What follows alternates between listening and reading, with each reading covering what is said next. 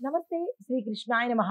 July నెల 17వ తారీఖు 2025 గురువారం నాటి పంచాంగం ప్రకారము శ్రీ విశ్వావసు నామ సంవత్సరము దక్షిణాయనము గ్రీష్మ ఋతువు ఆషాఢ మాసం కృష్ణపక్షం. ఈ రోజు సూర్యోదయ సమయము తెల్లవారుజామున 5:55 సూర్యాస్తమ సమయం సాయంత్రం 6:51 వరకు. అయితే తిథి సప్తమి రాత్రి 7:07 వరకు. తదుపరి అష్టమి తిథి ప్రవేశము. ఈరోజు నక్షత్రము రేవతి తెల్లవారుజామున 3:39 వరకు. తదుపరి అశ్విని నక్షత్ర ప్రవేశము. ఈరోజు వర్జ్యం సాయంత్రం 4:14 నుండి సాయంత్రం 5:45 వరకు. దుర్ముహూర్త సమయము ఉదయం 10:13 నుంచి ఉదయం 11:04 వరకు.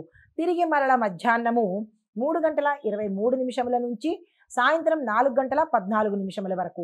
రాహుకాలము మధ్యాహ్నం 1:59 నుంచి మధ్యాహ్నం 3:36 వరకు.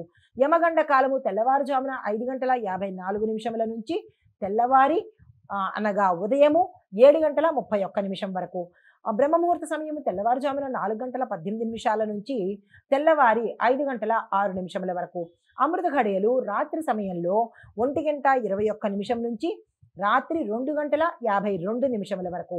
అభిజిత్ ముహూర్తం మధ్యాహ్నం అనగా ఉదయము 11:56 నుంచి మధ్యాహ్నం 12:48 వరకు. ఇది నేటి పంచాంగం. నమస్తే. తదుపరి రాశి కర్కాటక రాశి. ఈ రాశిలో ఉండే విద్యార్థులకు కళలకు సంబంధించి కానీ క్రియేటివ్కి సంబంధించి కానీ ఏదైనా విద్య అభ్యసిస్తున్నట్టయితే మంచి సమయము, లేదా కొత్తగా మేము ఆ కోర్సుల్లో చేరాలి అని అనుకున్న వాళ్ళకి మంచి సమయము. అయితే ఉద్యోగస్తులకు చూసుకున్నట్టయితే మీ యొక్క పనిలో నైపుణ్యత పెరగడంతో పాటు మీ అభిప్రాయం గౌరవించబడి ప్రమోషన్స్ రావడం కానీ, వేరే ప్రాంతానికి బదిలీ వెళ్ళడం కానీ, మీ ప్యాకేజీ పెరగడం కానీ ఇలాంటివి జరిగే అవకాశాలు ఎక్కువగా కనబడుతున్నాయి. వ్యాపార పరంగా చూసుకున్నట్టయితే కనుక ఇంటీరియర్ డిజైనింగ్లోను ఆర్కిటెక్చర్ రంగాల వారికి ఆదాయం ఎక్కువయ్యే అవకాశాలు కనబడుతున్నాయి. విస్తరణకు కానీ కొత్తగా ఈ వ్యాపారాల్లోకి రావాలనుకున్న వాళ్ళకి కానీ ఇది మంచి సమయము. ఆ ప్రయత్నాలు చేసుకోండి. వ్యవసాయదారులకు చూసుకున్నట్టయితే కనుక మీరు ఏ పంట వేసినా మీ యొక్క భూసారాన్ని బట్టి, వాతావరణాన్ని బట్టి ఏ పంట వేసినా పంటకు అనుకూలమైన రోజు. ఆరోగ్యపరంగా చూసుకున్నట్టయితే కనుక స్త్రీలలో హార్మోన్ ఇంబ్యాలెన్స్ సమస్యలు వచ్చే అవకాశం ఉంటుంది. రక్తానికి సంబంధించిన సమస్యలు కూడా వచ్చే అవకాశం ఉంది. జాగ్రత్తలు తీసుకోండి. కుటుంబపరంగా చూసుకున్నట్టయితే కనుక మహిళల ప్రాముఖ్యతతో శుభవార్తలు వినడం కానీ, లేదా శుభకార్యాలకు సంబంధించిన నిర్ణయాలు తీసుకోవడానికి కానీ అనువైన సమయము, శాంతియుత వాతావరణము కుటుంబంలో నెలకొనబడుతోంది. అయితే మీకు చెప్పదగిన పరిహారము శ్రీ లక్ష్మీనారాయణ స్వామి వారి పూజ తులసి దళాలతో చేసినట్టయితే విశేషమైన ఫలితాన్ని పొందుతారు. నమస్తే. తదుపరి రాశి సింహరాశి. ఈ రాశిలో ఉండే విద్యార్థులకు సాహిత్య రంగంలోనూ, నాటక రంగంలోనూ, లేదా స్పిరిచువల్కి సంబంధించిన ఏవైనా చదువులు చదవాలనుకున్నా, లేదా చదువుతున్న వారికి శుభదినము, దీనికి సంబంధించిన అనుకూలమైన ఫలితాలు వచ్చే అవకాశం కనబడుతోంది. ఉద్యోగస్తులకు చూసుకున్నట్టయితే కనుక మీ నేతృత్వంలో పనులు చకచకా నడిపించే అవకాశము, త్వరగా మీరు మీ యొక్క టార్గెట్స్ని పూర్తి చేసే అవకాశము ఈ సమయంలో కనబడుతోంది. వ్యాపారస్తులకు చూసుకున్నట్టయితే కనుక విలువైన వస్తువుల యొక్క కొనుగోళ్లలోనూ, లావాదేవీల్లోనూ జాగ్రత్తలు పాటించే ప్రయత్నం చేసుకోండి. వ్యవసాయదారులకు చూసుకున్నట్టయితే కనుక పండ్లకు సంబంధించిన సాగు చేసినట్టయితే విశేషమైన లాభాలు, ధరలు పెరిగే అవకాశం కనబడుతోంది.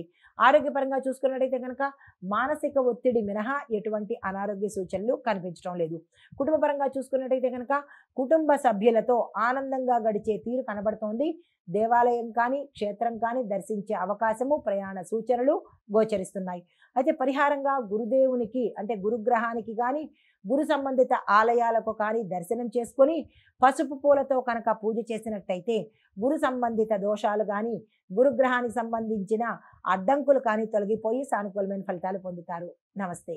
తదుపరి రాశి కన్యారాశి. ఈ రాశిలో ఉండే విద్యార్థులు ఏ పరీక్షకైనా సిద్ధంగా ఉండండి, సక్సెస్ సాధించే అవకాశం కనబడుతోంది. ఉద్యోగస్తులకు క్లిష్టమైన సమస్యలు వస్తాయి. ఇది క్లిష్టమైన కాలము, సమస్యలకు సంబంధించిన రోజు ఈ రోజు కాబట్టి మీరు ఎటువంటి ప్రయత్నాలు చేయకండి. స్తబ్దుగా ఈ రోజును గడిపే ప్రయత్నం చేసుకోండి. అయితే వ్యాపారస్తులకు చూసినా కానీ ఎటువంటి బెనిఫిట్స్ కనిపించడం లేదు. ఎటువంటి ప్రయత్నాలు ఈ రోజు చేయకండి. వ్యవసాయదారులకు చూసుకున్నట్టయితే కనుక సానుకూలంగా ఉండబోతోంది. పంటలకు అనువైన సమయము. ఆరోగ్యం పట్ల చూసినట్టయితే కనుక జీర్ణ సంబంధిత సమస్యలు తల ఎత్తేటట్టుగా గోచరిస్తోంది, జాగ్రత్తలు తీసుకోండి. అదే కుటుంబ పరంగా చూసినట్టయితే కనుక కుటుంబంలో ఎటువంటి ఒడిదుడుకులు కానీ లేదంటే ఇబ్బందులు కానీ ఈ రోజైతే కనపట్టలేదు. అన్యోన్యమైన ఆహ్లాదకరమైన వాతావరణం ఉండబోతోంది. పరిహారంగా దుర్గా అమ్మవారి పూజ చేసుకోవడంతో పాటు ఆకుపచ్చ వస్త్రాన్ని ధరించి ఏ కార్యం చేసినా, ఏ పని మీద వెళ్ళినా సక్సెస్ సాధించే అవకాశం కనబడుతోంది.